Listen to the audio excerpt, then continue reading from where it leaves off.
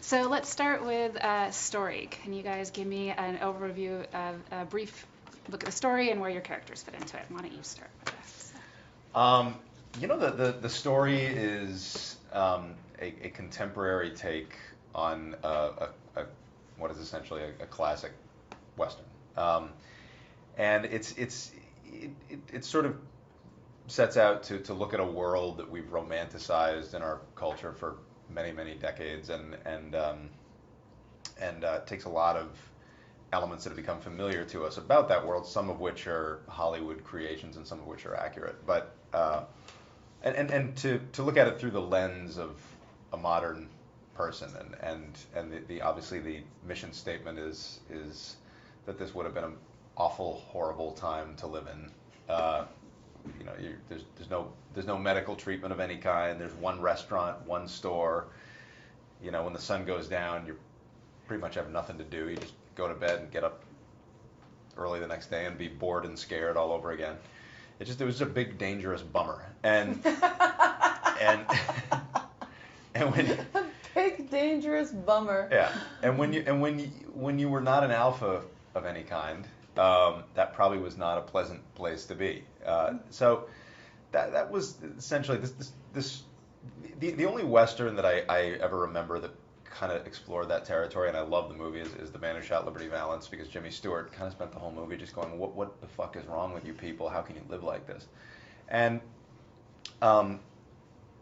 the story is about really the only two people who are savvy enough to see this. They can't do anything about it, but they both realize in the moment, in their present day, how terrible this is and how unfortunate it is that they've been born into this time, and kind of bond over this. And when we were doing rehearsals, Charlize said at one point, it's interesting.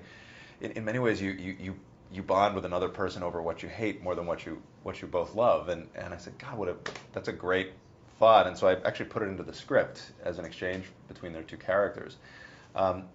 So in a nutshell, it takes a world that we know well through Hollywood and through history, and presents it through presents it through the eyes of a very modern lens. Right, and your characters, like you said, have this common bond of basically hating the West, right? And how is it that evolves, that your characters evolve through the story? I find that they hate the same things, and that they're kindred spirits. There's definitely an attraction there, and there's complications in the circumstance that they find themselves meeting each other in this world. But just good classic setup for two opposites to kind of attract and find each other. And then we figured out that there was some lying involved, the classic relationship stuff. And then we moved on from that. And They both discover their own sense of worth through the other. He discovers that he can in fact summon courage, and she discovers that she is worth more than she has been giving herself credit for by being married to this asshole. So we wanted to tell a very modern story. I think in a movie like this that's a high concept comedy, you sort of get one crazy thing.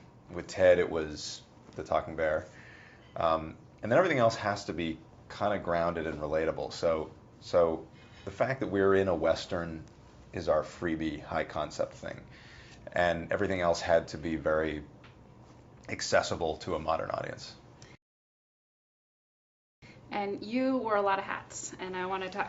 Must have been amazing to see him do this. I would love to hear from you to tell us about all the roles that Seth played and what it was like watching and participating and be a part of that. He juggles a lot of balls and does it really effortlessly. No, he really juggles. So many balls attached.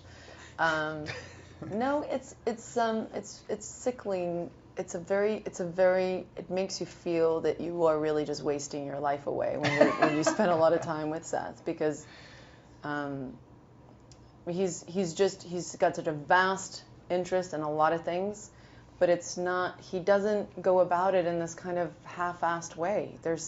I think what's more impressive, not that he does so much, is that he does all of it so well and so effortlessly.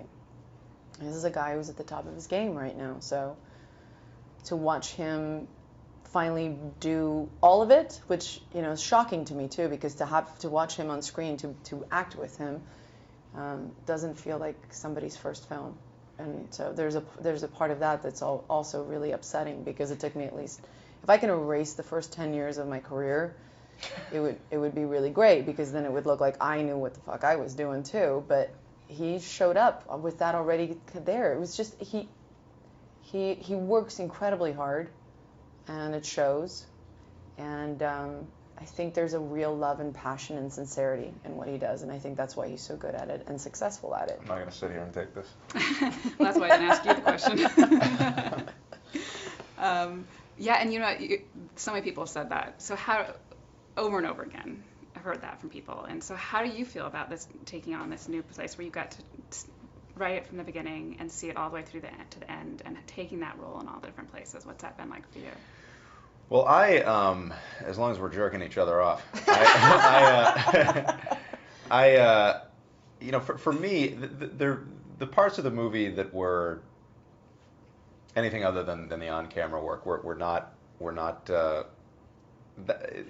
you always get nervous when you start something, but those were things that, you know, I've been doing the animated shows for years. I'd done Ted. I was comfortable with that stuff. I was comfortable with the directorial element in the writing, but the on-camera work was new, and that was one of the things that was exciting. And I when I started, I remember thinking, is this going to make me look really bad that I'm here next to this unbelievably talented, brilliant actress who's got an Oscar? You know, am I going to be exposed as a fraud? And I'm very happy with the way it turned out, and it is because of her. And I quickly discovered that oh this is exactly who you want to be with. You want to be with somebody who you can learn from, and who has such command of what she does, and makes everyone around her better. That's the person that you want to be playing opposite. And you know, from a skill set standpoint, it was amazing to watch her and to really look at it as a learning experience, but also just from as a comfort level. I became comfortable so quickly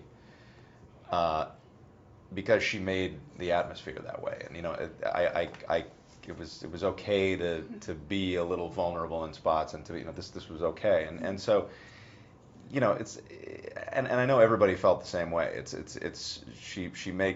She's a selfless actress who makes everyone around her better, and has such a command of everything she does, and dances so effortlessly between the sincerity and the honesty and the earnestness and the comedy, which in a movie like this is everything. You have to know what goes where, and I just didn't even have to do anything. She just knew what went where and how to do it all. And it's. So I don't want to interrupt, but they're telling me to wrap it up, and I want to just act real quickly. We might have to change tapes. Okay. Can we do it real? Yes, just for Universal. I want to Yeah, put one more thing in change there. What is unique to Seth's type of humor?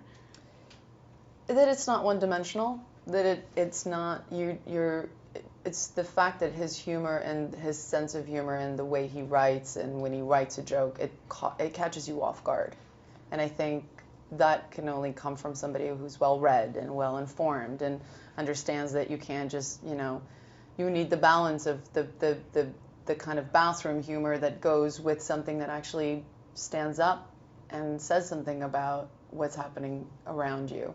And I think he does a really good job at doing that. I mean, I think all of this stuff, you know, I think comedies have a much harder time because it's, you know, it's objective, and there's something about dramas that you can kind of, it's like there's a general consensus that, yeah, no, that's bad when that happens. But with humor, it's harder to do that. And I think